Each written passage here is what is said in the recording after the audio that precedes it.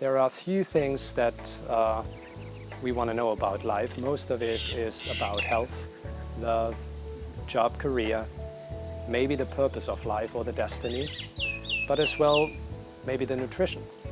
Now, with the help of face reading, we can find out all about it, anything. I have a small map here, and with the help of this small map, I put in the remarkable things that deal with the thing that you want to know. For example, if you're interested in nutrition, I'm not really much interested in, let's say, your ears. I'm more interested in swollen parts, in black lines, in discoloration, in zits. If you're more interested in destiny, then I would take more a look on your structure or the shape of your nose or your mouth. And if you're interested in love, I can do a love reading as well. I would take more look on your mouth and your eyes. Now, while I do that, I collect those, we talk. Because of the help of your micro expressions, I do know a lot more about you. You know, if I see a picture, it can be a face like this. But then I have no idea how this person is really moving and shaking. If it can be like this, but it can be like this. So the difference is enormous. Now what I'm doing now is collecting those traits. It will take around 10 minutes. While I do that, we talk. And after those 10 minutes, I need 5 minutes to write down everything I've seen.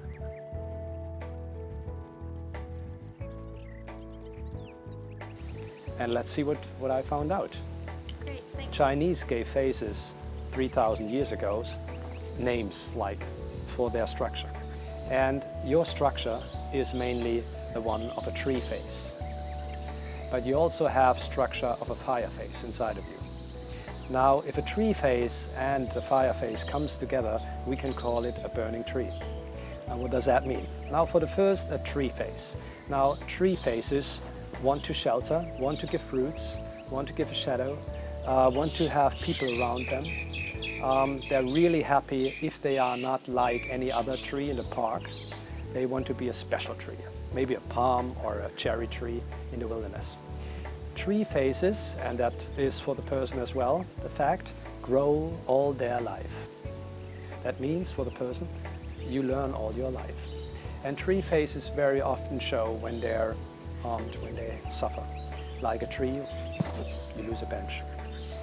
Tree faces, therefore, are carer, take carer. Maybe they take care too much. Very often they forget themselves in the process. Now a fire face is a face who loves people, but also wants to be loved by the people. So this is very often a person who seeks for awareness. Fire people, fire face people, are quick learners. Like, they get that very fast. So very diverse, they can do a lot in their lives because they're quick learners. Fire faces very often have a problem with trust. Trust in themselves or trust in others or in the things that are going on. So now you're a mix of both, a burning tree. Now when you look into mythology, even in the Bible, wood is burning. And what is wood doing then? Well, for Moses, the burning tree was someone to tell him what to do. God spoke through the burning tree. And so that means for you, you're the one to speak to people. You're telling them something. If it's good, it's the truth. So people would come to your place to get kind of knowledge or wisdom or advice, or you explain them. This is your role in life. And maybe that's why you get that job.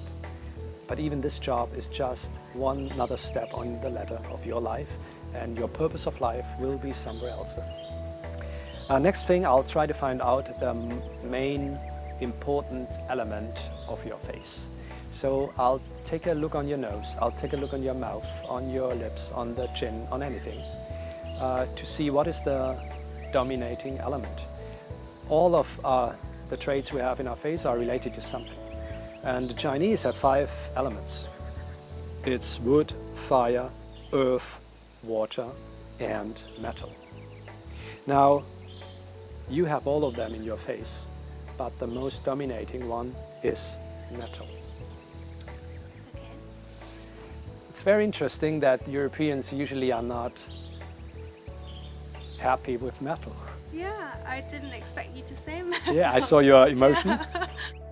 With the right destination, with the right things you've learned in life, with the right wisdom, you will be able to fly and to swim, and you will be also able to build up on something. The only thing you have to be aware of, do not use your metal when it's not in the right structure to go for a swim, or do not sink in mud with your metal because your metal becomes too heavy.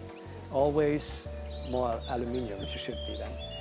Always look for the right size, the right structure, the right shape when you go into something. You have the so-called closed communication line. That is a good thing. That means your communication is closed. You have a circle. You have the 8. That means you have all the skills and talents that are possible in terms of communication. That means you can speak in all different kind of ways. That means you can listen as well very good.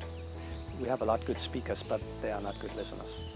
Now, you can play on the keyboard of communication every tone. Ding, ding, ding, ding, ding, ding, ding. That means soft, charming, sensitive, direct, bam, bam, anything you're able to play. And that is a good thing, because we shouldn't be just pressing one thing all the time.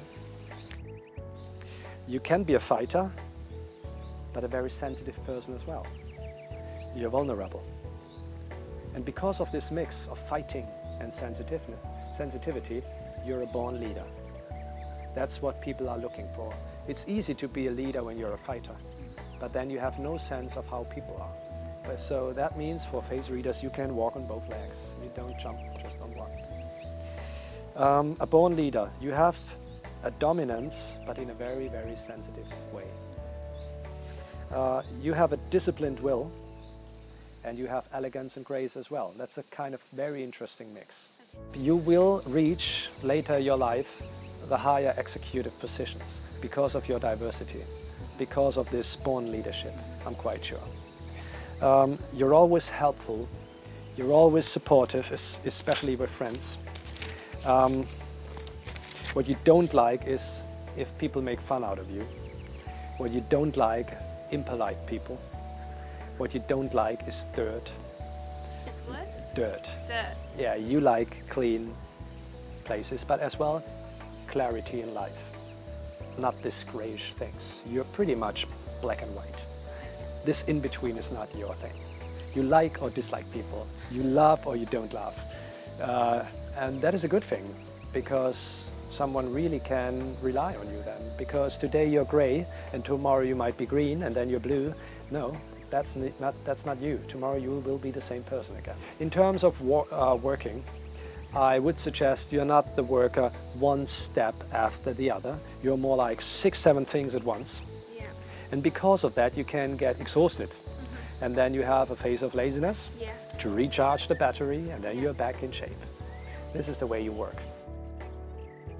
In terms of business, if you once will have an own company, you will have to seek for people who work the same way. Otherwise, you confuse them. Because you will motivate them to give their very best, and they do. And then after 5 months, you say, okay, stop working now. We did a lot, and then they, but we have to, you know. So don't deal a lot with people who work step by step by step by step. I try to find out what are your circles in life that you have to close and what is work ahead for you. Well, first of all, I found you have to build up a strong personality without suppressing others. That means you have to be a good leader. Next thing is learn to trust. Confide.